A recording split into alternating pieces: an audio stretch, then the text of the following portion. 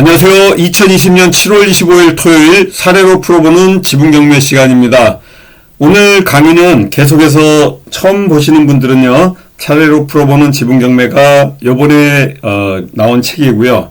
그 전에 2017년부터 나왔던 책이 지분경매로 토지개발업자 되기인데, 일단 지분경매로 토지개발업자 되기 이 책은 기초과정입니다. 그보다 좀 심화 과정이 사례로 풀어보는 지분경매입니다. 그래서 여러분들이 잘 알 수 있도록 두 가지를 병행해서 말씀드리고요. 그리고 요즘 6.17 부동산 대책, 7월 10일 대책 이후에 주택을 사는 개인이나 또 법인이 문제가 되기 때문에 규제에 의해서, 그래서 부동산을 이용해서 투자를 하는 부동산 매매법인은 어떻게 운영하는지에 대해서 계속해서 이 세 가지를 짧게 여러분들이 계속해서 숙지해 나갈 수 있도록 말씀을 드릴 겁니다. 지금 처음 보시는 분은요, 계속 그 유튜브 방송이 순서대로 앞쪽을 보시게 되면요, 순서대로 계속해서 업그레이드 돼가지고 나오고 있습니다. 오늘은 조금 전에 보신 이 사례로 풀어보는 지분경매 페이지 29페이지부터 먼저 말씀을 드리도록 하겠습니다. 세 번째 단락입니다. 여러분들이 낙찰을 받은 다음에 이제 타 공유자하고 협의를 하기 위해서 내용 증명을 보내게 되는데, 이 내용 증명이 도달이 안 되는 경우가 굉장히 많습니다. 무조건 그냥 내용 증명이 도달될 거라고 생각하고 그냥 이 낙찰을 받고 진행했던 분들은요, 상당히 당황하는 경우가 있습니다. 그래서 도달되지 않는 내용 증명을 처리하는 방법 네 가지가 있는데요. 폐문부재, 이사불명, 수치인불명, 수치거절이라는, 처음 듣는 분들에게는 굉장히 어려운 얘기 같지만은 이 네 가지 경우를 어떻게 풀어나가는지에 관련해 가지고 여러분들이 숙지하고 또 어떻게 그 타공유자한테 도달될지 안 될지를 미리 알 수는 없습니다. 그러나 등기부등본의 등기 날짜라든가 나이라든가 지역을 보게 되면 어느 정도는 유추할 수가 있는데, 일부러 이사불명이나 수치인불명이 된 그런 그 물건만 전문적으로 또 하시는 분들이 있습니다. 그래서 내용 증명을 발송됐는데 폐문부재가 아니고 이사불명이나 수치인불명, 또 수치 거절이 되는 경우에 어떻게 처리하는지에 관련돼서 말씀을 드릴까 합니다.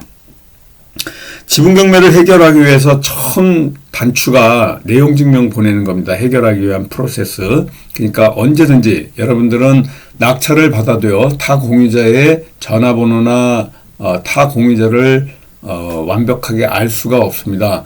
일단 타 공유자도 내 전화번호를 알 수가 없기 때문에 이 내용 증명을 통해서, 지난 시간에 내용 증명에 대해서 말씀드렸잖아요.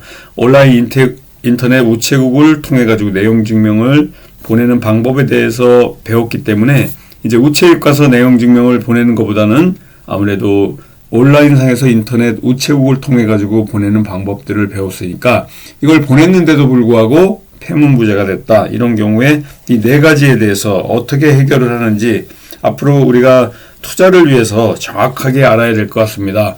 일단 오늘은 폐문부재에 대해서 말씀드려야 될 것 같습니다. 지금 페이지 30페이지 하고 있고요.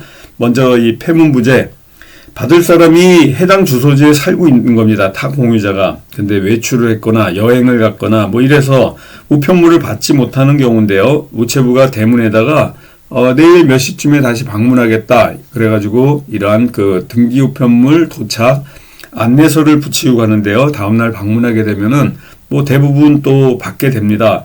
그런데 이런 경우가 아니고 이사불명이나 조금 전에 말씀드린 폐문부재나 수치인불명 같은 경우에는 또 수치 거절도 있는데요. 이런 경우가 좀 심도 있게 우리가 알아야 될 것 같습니다. 예를 들어서 이 폐문부재인 경우에도 다음날 받지 않게 되면요, 우체국에 우편물을 보관하게 되는데, 이 경우에 또 다시 한번 돌아오게 되고 반송돼서 돌아온다 그러면 한 번 정도는 더 보내줘도 될 것 같습니다. 그래서 일부러 우편물 받지 않는 이런 경우가 아니고요, 그냥 그 일시적인 외출, 이런 것 때문에 받지 않는 경우에는 다시 한번 보내게 되고요. 또 예를 들어서 소장을 접수했는데 소장도 마찬가지로 폐문부재가 되게 되면 재판부에서는 대부분 보정서를 해줍니다. 이 보정서를 갖고 가까운 주민센터 방문해가지고 타 공유자의 주민등록 초본을 발급받아가지고 재판부에 제출했는데 주소지가 똑같아요.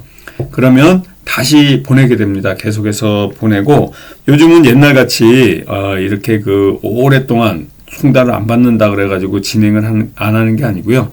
공시 송달을 통해 가지고 빠르게 재판이 진행된 경우가 굉장히 많기 때문에 이 공유물 분할 소송을 제기할 때 폐문부재 상태의 내용 증명이 있는 경우에 그걸 갖다가 그 내용 증명 폐문부재다라고 적혀 있는 이 내용 증명의 결과지를 첨부 서류로 그러니까 갑제 1호증에 딱 넣으셔.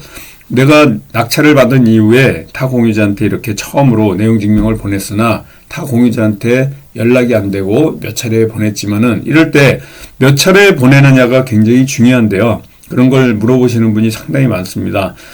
제가 볼 때는 폐문부재 됐다 그러면 2번 정도 보내시면 될 것 같아요. 뭐 3번, 4번, 5번까지 보낼 필요는 없고요. 2번, 2회 정도 이렇게 보낸 다음에 전혀 안 받는다 그러면 연락할 길이 없기 때문에 공유물 분할 소송을 바로 제기해야 되지 않나 이렇게 제가 말씀드리고 싶습니다. 그래서 재판부를 통해서 아까 보정명령 받아서 이렇게 이 보정서를 가지고 주민센터에서 주민등록 초본을 발급받아서 이렇게 받는 방법.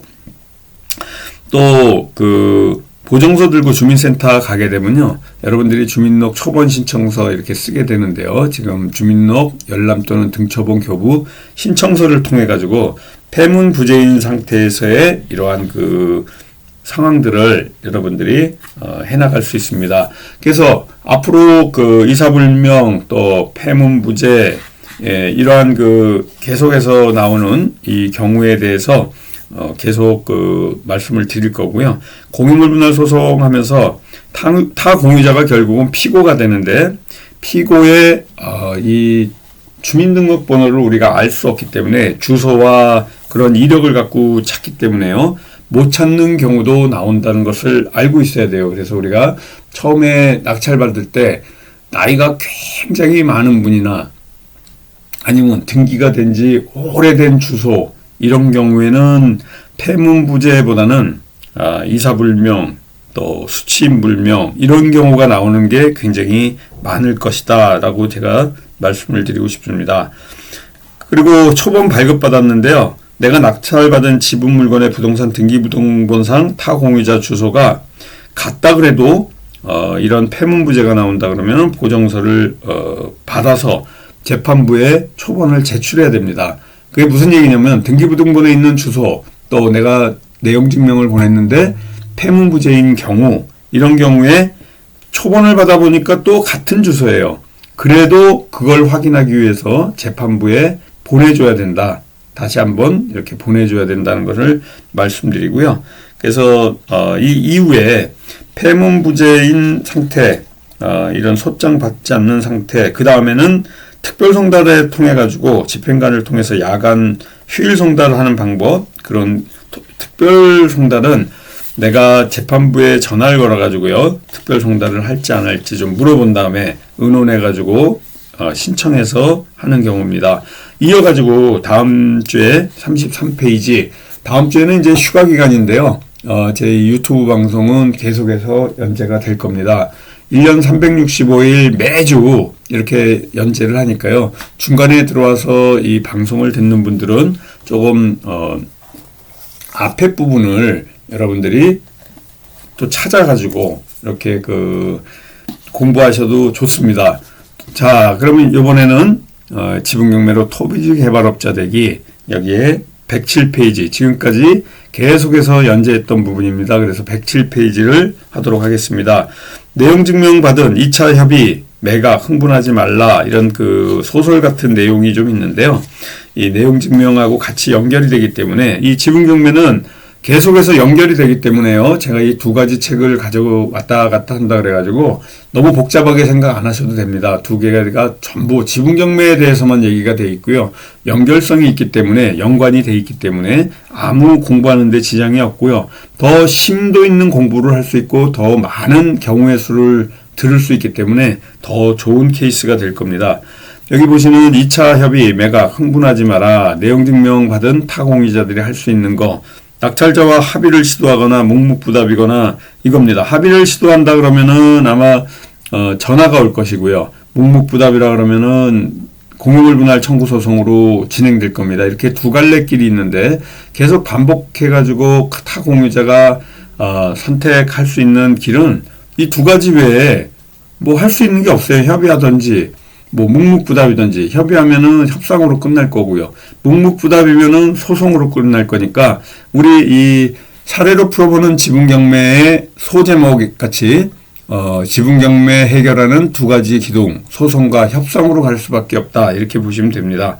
낙찰자 입장에서 연락을 취해와도 단시간에 협상을 이루는 것이 최선인데 리걸 마인드, 법적인 마인드가 없기 때문에 이 바로바로 협의하거나 그렇지 않습니다. 알아봐야 되는 겁니다. 경매를 당했기 때문에 당황하는 경우도 있고요. 미리 이런 것들을 알기 때문에 일부러 또 안 하는 경우가 있는데 설마 이 지분 경매를 누가 살 거냐 이렇게 복잡한 물건을 아무도 안 살 거다 이렇게 생각하고 방심하는 이런 태도를 갖고 있기 때문에 아마 이 연락을 안 하는 경우가 굉장히 많습니다. 오히려 낙찰자와 합의를 시도하는 사람들은 굉장히 리걸 마인드가 있어서요. 법적인 이런 그 상황들을 상당히 많이 알아보고 그런 경우가 많습니다. 공유자 본인이 원래 물건을 점유하고 예를 들어서 주택인 경우에는 이렇게 사용하고 있는 경우가 많은데요. 제가 이제 말씀드릴 때 요즘 부동산 매매법인의 규제가 많이 들어오고 부동산 매매법인보다는 법인이 그냥 부동산을 한두 번 사는 이런 투자하는 경우 매매법인으로 투자하는 게 아니고요.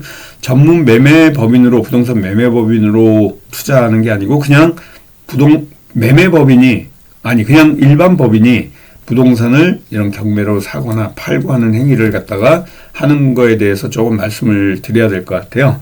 그래서 조금 있다가 요 두 번째 지분 경매로 토지 개발업자들이 2차 협의 매각 흥분하지 마라. 요 부분 좀 마친 다음에 말씀을 드리도록 하겠습니다. 그래서 과거에는 지분도 이 아파트, 다세대, 다가구 뭐 이런 주택 위주로 많이 했는데요. 지금은 이런 6.17 대책, 부동산 규제 때문에 주택 지분을 사도 굉장히 이 수익을 내기가 힘듭니다. 경쟁률도 높았지만은 요번에 김포 지역의 아파트를 이 경매에 들어갔는데요. 굉장히 지역도 좋고 지금 핫한 지역인데 아파트 이 입찰자가 5명밖에 안 났습니다. 과거 같으면 20-30명씩 이렇게 오는데요. 6.17 대책이 있다 보니까 5명 정도밖에 안 들어온다. 그래서 지금 현재 부동산을 통해 가지고 이런 거래해서 투자를 한다는 게 굉장히 힘든 상황에 있습니다. 그래서 부동산 매매법인, 1인법인에 대해서 좀 자세히 계속해서 말씀을 좀 드리도록 할 거고요. 이 합의를 하는 부분, 그래서 점유하고 있지 않은데 내용 증명에 보낼 때 뭐 이런 얘기들이 있습니다. 그런데 이런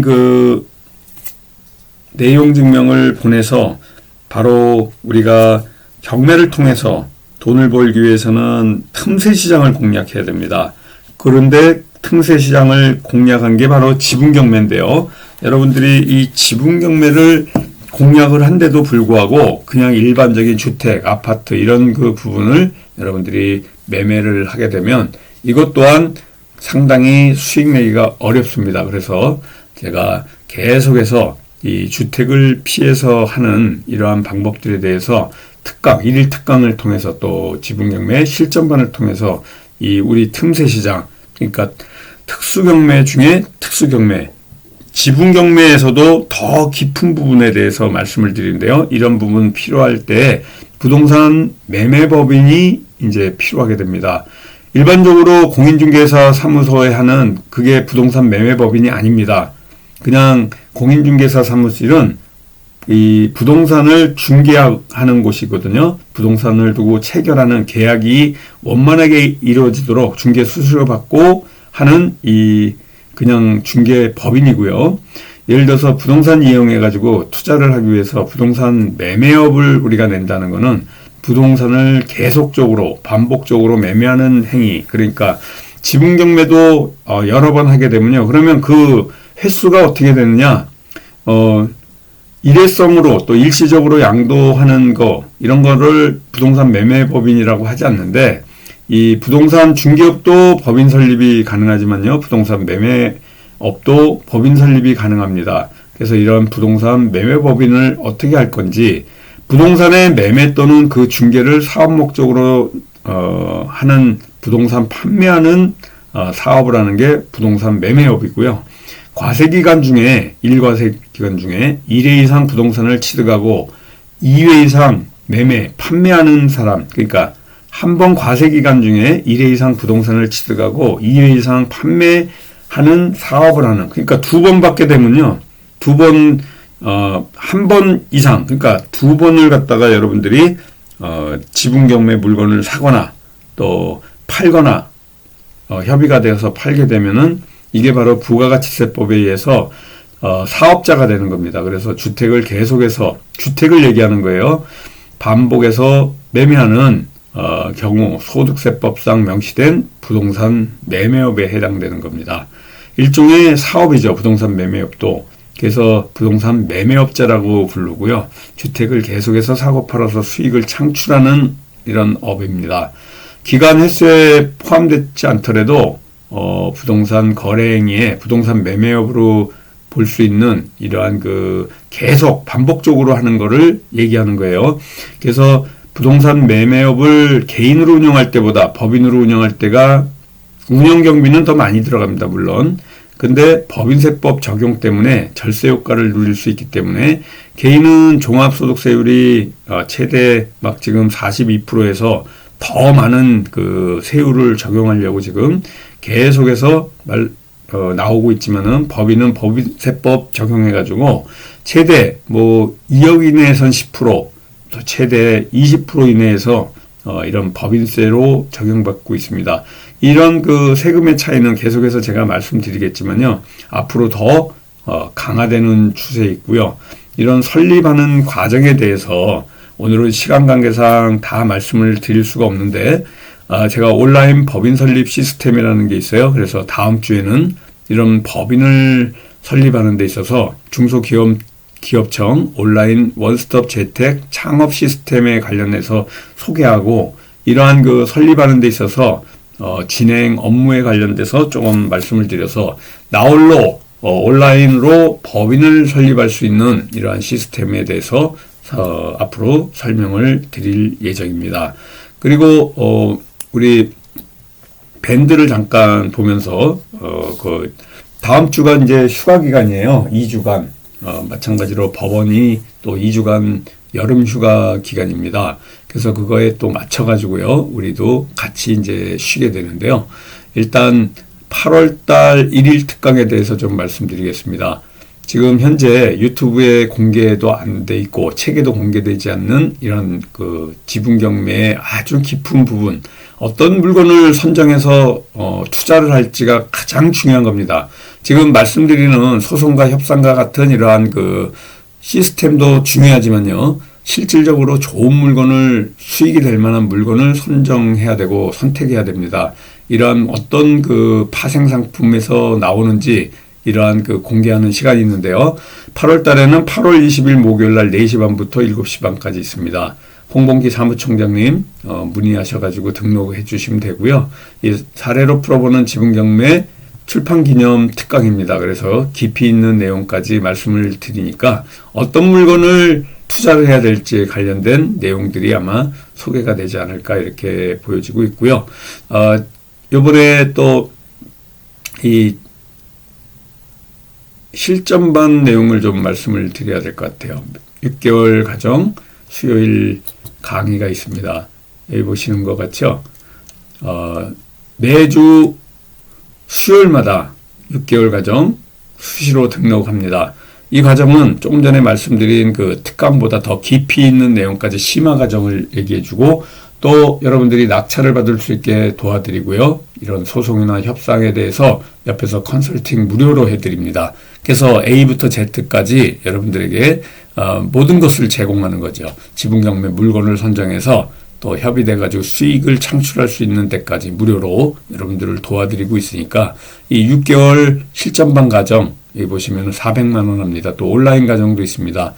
자세한 분이 등록하고 하신 분은요, 홍범기 사무총장님 전화하셔가지고 여러분들이 문의하셔가지고 등록하시면 되고요. 서울 교대역 13번 출구 근처에 강의실에서 있습니다. 이렇게 지분경매로 토지개발업자 대기 이후에 사례로 풀어보는 지분경매가 나왔어요. 그래서 이 홍범기 사무총장님 통해가지고요, 매주 수요일 날 있는 6개월 과정 오프라인, 온라인 실전반 과정과 또 8월 20일에 있는 1일 특강 여러분들 등록하셔가지고 공부하시기 바라겠고요. 다음 주에는 지금 말씀드린 이러한 부동산 매매법인 설립하는 내용, 온라인 법인 설립 시스템 관련해가지고 말씀을 드리도록 하겠습니다. 한 주간 건강하고 행복하고 즐겁게 보내시다가 다음 주에 뵙도록 하겠습니다. 감사합니다. 안녕히 계세요.